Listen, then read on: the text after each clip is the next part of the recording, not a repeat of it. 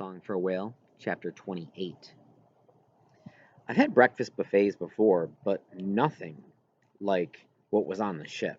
It was more like every breakfast buffet from every restaurant I'd ever been in, all shoved into one place. It'd be impossible to try everything. I'd never had French toast and waffles and pancakes in the same meal. Oh, we picked a good cruise, even though there hadn't been many choices left.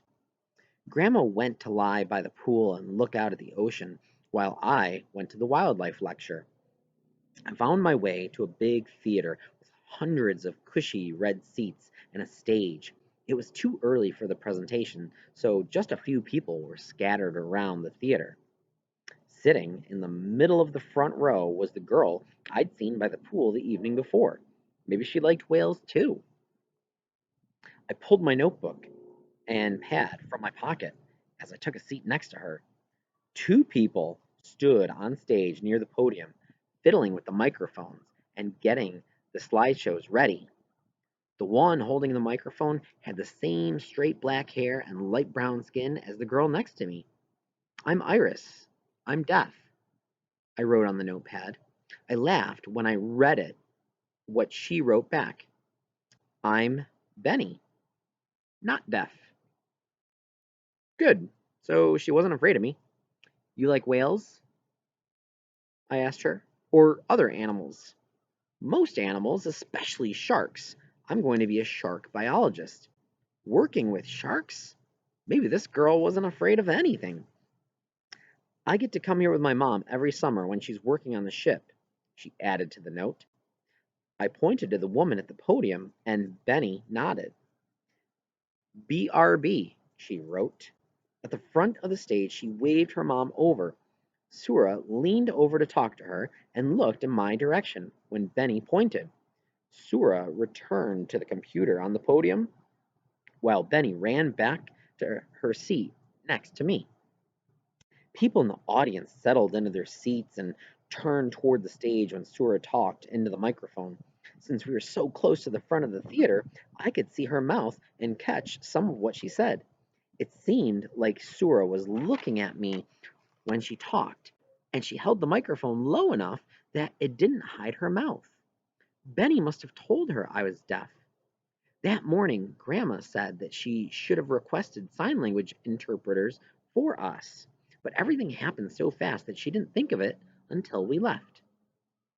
I hadn't thought of it at all, since I didn't know interpreters ever worked on cruises.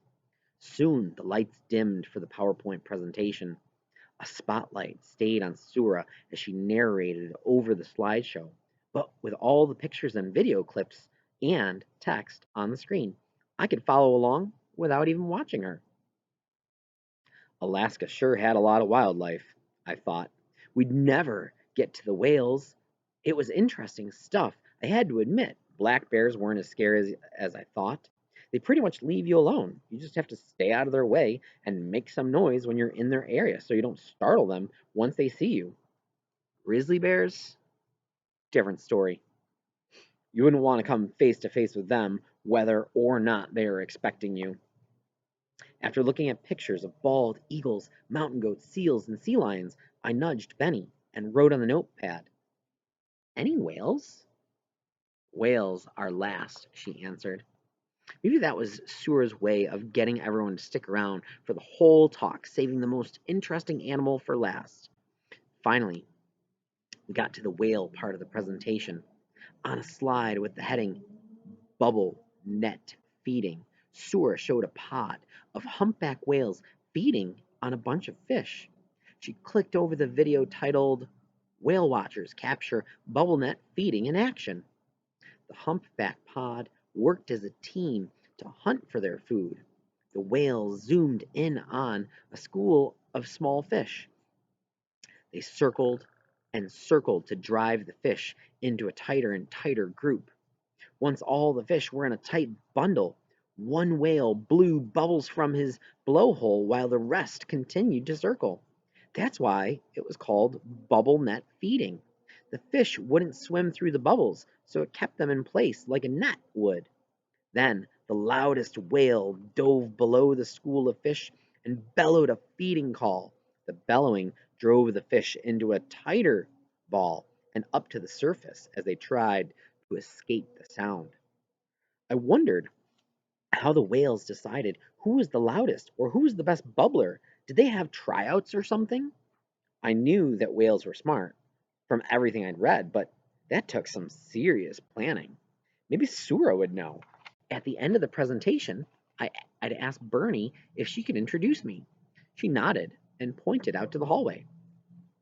Sura sat behind a table stacked with books, and people were already lining up to talk to her. She signed the books for passengers who bought them. Benny and I chatted back and forth using the notepad with some gesturing and pointing thrown in. I got that she and her mom were from northern Canada, which was really cold. The woman in line ahead of us was never going to stop talking. I shifted from one foot to the other while we waited for her to ask 1,000 questions about every species of animal in Alaska or whatever she was doing. Finally, she moved on, and Benny introduced me to her mom. Sura held out her hand and said, "Nice to meet you." After shaking her hand, I showed her the question I'd written on the paper. The bubble net feeding? How'd they figure that out? She wrote down the answer, then slid the paper over to me. We're not sure. Amazing, aren't they? Okay, yes, but what kind of answer was that? But I want to know how they communicate, I wrote. How'd they come up with the plan for catching fish? I'd worked with radios enough to know each part communicates with the next. Shouldn't scientists who study whales know all about how they talk to one another? That's one fun thing about science, Sura wrote. The wondering. If we knew all the answers, there wouldn't be anything to search for. Well, that didn't sound like much fun to me, leaving a bunch of questions unanswered. Benny said something to her mom, and Sura's answer looked like great idea. She turned a page in the notepad and wrote, "Tomorrow, I'll be announcing whale sightings from the bridge. You're welcome to join us if you'd like. You'll get the best views." Where is that? I wrote. When I explored the ship, I hadn't seen anything that looked like a bridge. Deck 8. Benny, I'll show you. That did sound good. Getting the chance to see whales in the wild. Maybe Grandma would like that too. What time? I'll be up there by 5 a.m. You know what they say, the early bird gets the whale? No, I didn't know anyone who ever said that. Not even my dad. Benny took the notepad and wrote, "Meet for breakfast at 6? Okay, I'll ask my grandma." Sue wrote, She's welcome to come too. Grandma wouldn't want to wake up that early, but I'd ask anyway. I wasn't a morning person either, but if that was when the whales got up, I would too. "Do you know Blue 55?" I asked Sura. "I'm wondering where he's swimming now." I was ready to tell her all about 55 and his song if she didn't know who he was, but she smiled and pulled her phone from her pocket. A blue icon on the phone screen was labeled Track 55. The map that came up when she opened the app showed a black dotted line with a blinking blue dot at the end. It looked kind of like the map I'd seen online. "That's him?" I wrote. "Yes, this app shows where his song was last picked up, but it's been a while since anyone's heard him." Sura zoomed in on the map, then pointed behind us and to the right. "Out that way, last anyone knew." After thanking Sura and Benny and telling them goodbye, I took the elevator up to the top deck and stood at the railing. I looked in the direction Sura had pointed and felt closer to Blue 55.